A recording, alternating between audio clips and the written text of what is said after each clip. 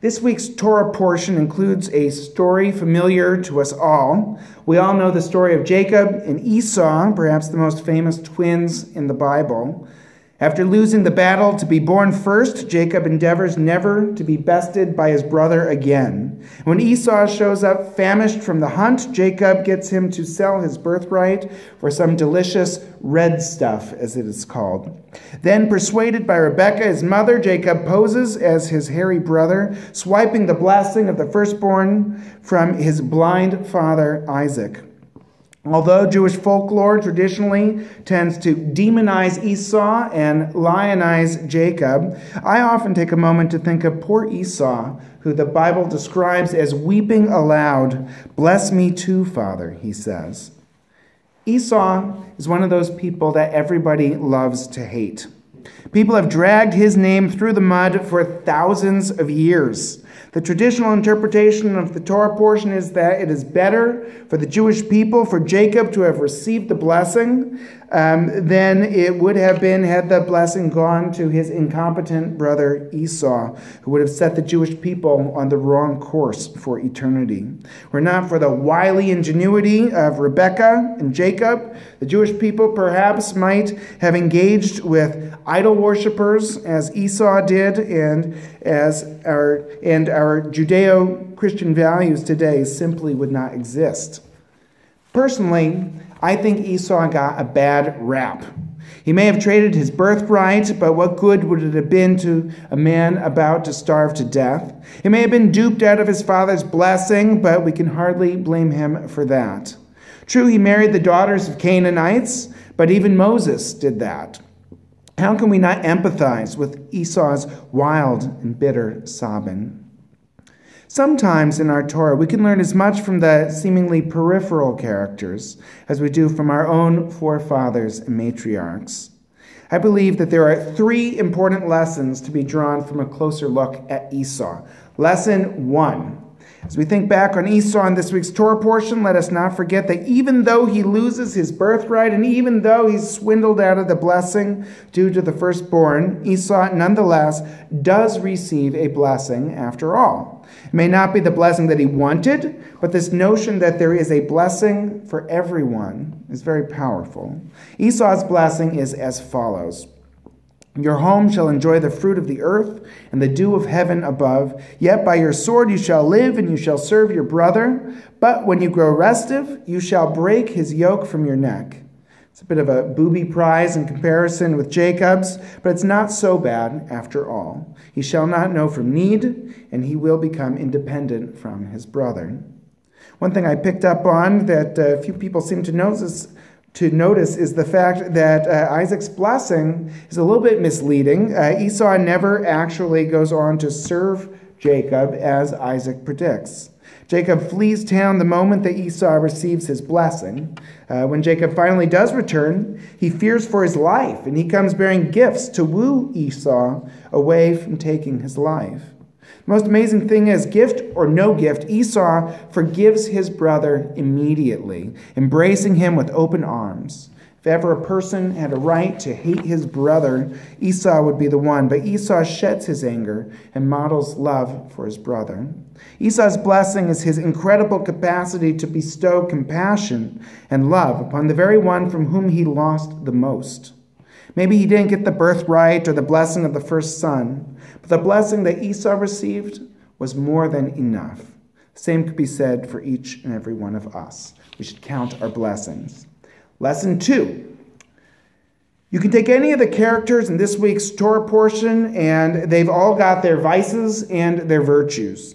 Take Rebekah, for example. She plays favorites with her children, and she deceives her husband. But she's also the one person in the story with the vision to see the big picture for the Jewish people. She's also the one with the initiative to bring that blessing through to fruition.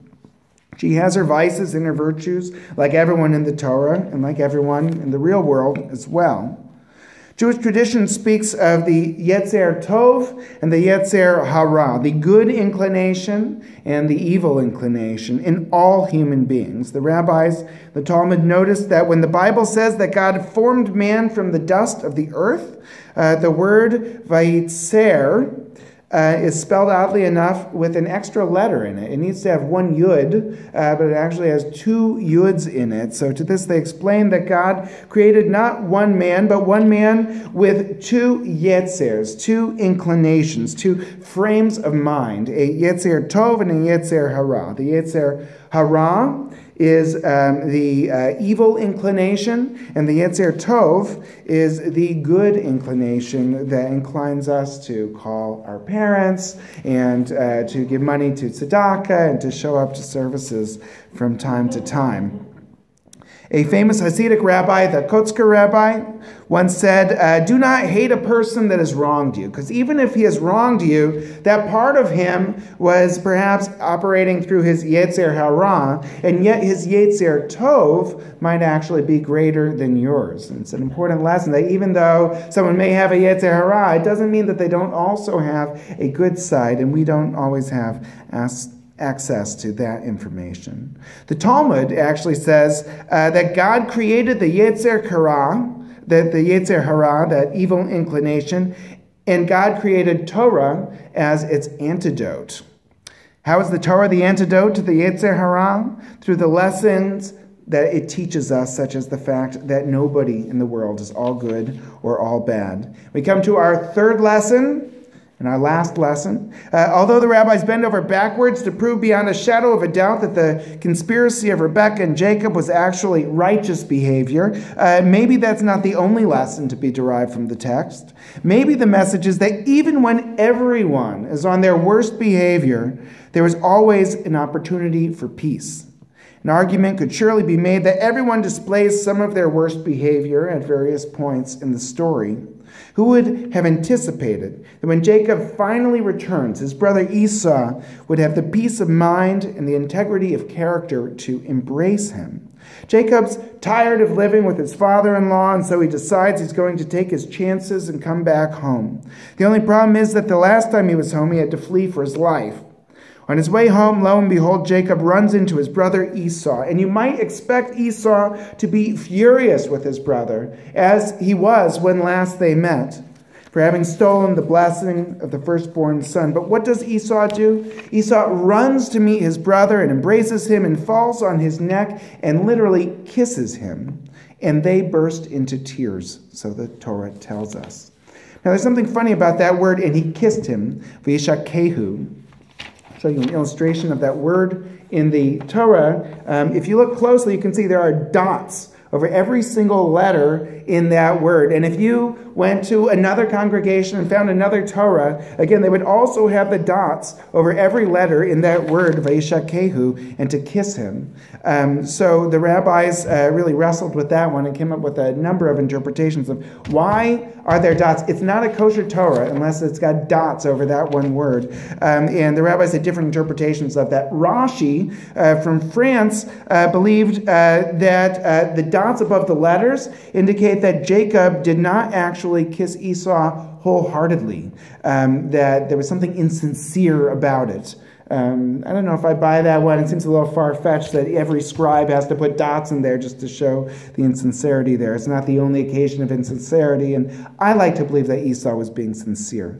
Rabbi Shimon Bar Yochai argued that, as a rule, it is common knowledge that Esau hated Jacob, but his pity was aroused at that moment, and he did kiss him wholeheartedly. So he said it was genuine, but it was only at that moment that he was able to really embrace his brother. Rabbi Yanai taught that the dots indicate that there's a corruption in the text, that somehow there's something wrong with that word. And he said that instead of Vayisha Kehu, which we have here with a kuf, it should have been Vayisha Hehu with a chet. And if the kuf is replaced with a chet, then it no longer says, and he kissed him. It says, and he bit him, perhaps. And there are rabbis out there who will say that those dots actually represent his teeth, that those are the teeth of Esau biting his brother Jacob. I don't buy it. This rabbi doesn't buy it. Now, that's a radically different reading of the text. Did Esau kiss his brother, or did he bite him? Is it Vayisha Kehu, or is it Vayisha Chehu? And that, I believe, is the choice that we have before us every day. When we have been wronged, do we go the path of peace or do we resort to violence? Vayishakehu or vayishachehu. The choice is in our hands. Say what you will of Esau, but it must be said that he pursued peace and compromise with his brother.